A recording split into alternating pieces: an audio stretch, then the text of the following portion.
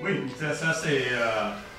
c'était une problématique que j'avais depuis longtemps. Parce que, bon, bien sûr, étant astrophysicien, je jongle tout le temps avec des concepts de temps, d'espace, de futur, du passé de l'univers, l'origine de l'univers, d'où venons-nous, où allons-nous. En fait, des cultures qui ont préoccupé tous les théologiens, les philosophes depuis longtemps aussi, pas seulement les scientifiques. Mais la science, de plus en plus, va dans ces domaines, en fait. Et étant de tradition bouddhiste, élevé dans la philosophie bouddhiste, bien sûr, je connaissais plutôt l'aspect pratique du bouddhisme au Vietnam. Quand j'étais enfant, j'allais au pagode, pendant le Tet, par exemple, où je récitais les sutras. Mais je ne connaissais pas très bien la philosophie et la pensée profonde de Bouddha.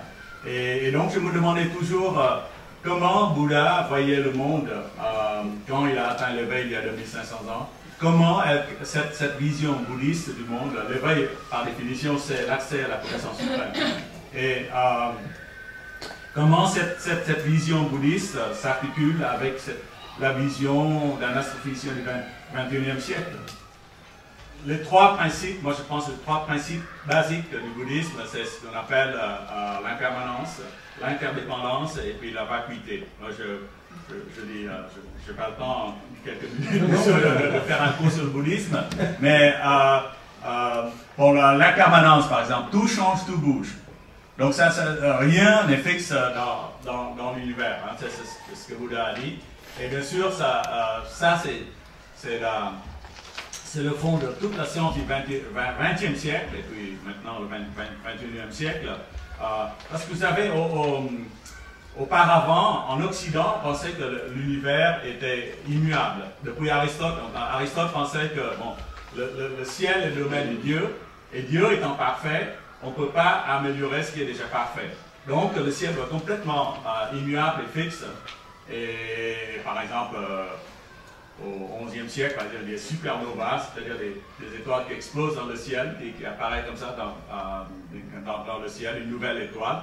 Et il n'y a aucune mention de ça en Occident, parce que les gens pensaient que ce n'était pas possible, le ciel ne pouvait pas changer.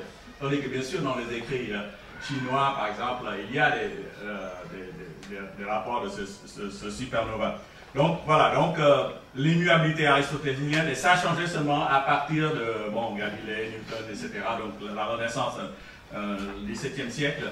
Et bien sûr, l'impermanence est partout maintenant dans la science. Voilà. D'abord l'univers, bien sûr, a acquis l'histoire, hein, pensant qu'il a parti d'un point extrêmement petit, chaud, dense et condensé, et une grande explosion, qu'on appelle le Big Bang.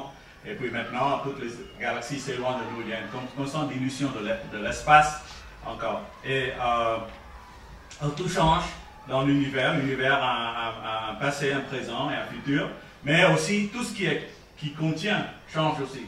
Alors, les étoiles, vous savez, naissent, vivent leur vie et meurent, comme les êtres humains, mais en fait pas sur des échelles de 100 ans, mais sur des échelles de millions d'années, voire des milliards d'années.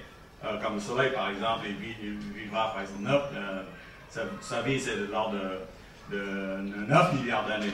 Donc, il a la moitié vie, parce qu'il a déjà vécu 1,5 milliard d'années, donc après 5 milliards d'années, il va mourir. Donc, vous voyez, et puis bon, à l'échelle microscopique, par exemple, nous pensons que l'air, par exemple, la salle où nous vivons, tout est tranquille. Bien sûr, bon, d'abord, si vous avez les yeux, vous voyez les particules d'atmosphère, d'oxygène ou d'azote qui se baladent. Mais aussi, il y a ce qu'on appelle les particules virtuelles, c'est-à-dire qui vivent 10 puissance moins 43 secondes et qui apparaissent, disparaissent, sans qu'on les aperçoive. Bien sûr, mais tout autour de nous a une permanence. Hein.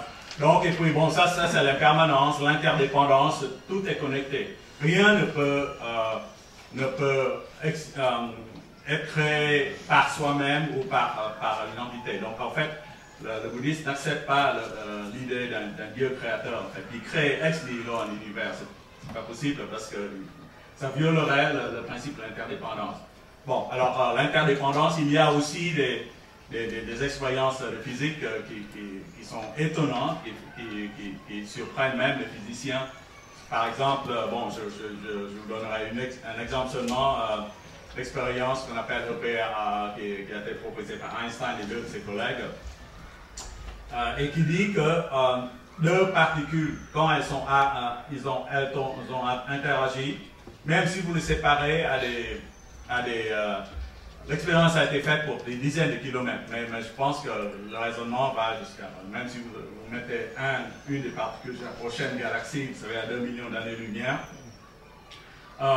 elles se souviennent qu'elles ont interagi, et en fait, si vous faites quelque chose à l'une, l'autre, c'est instantanément, c'est extraordinaire.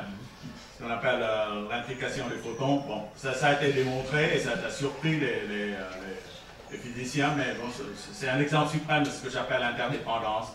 Oui, la vacuité, bon, en Occident, on pense que le bouddhisme dit que rien n'existe, que tout est vide, tout est néant, c'est complètement faux.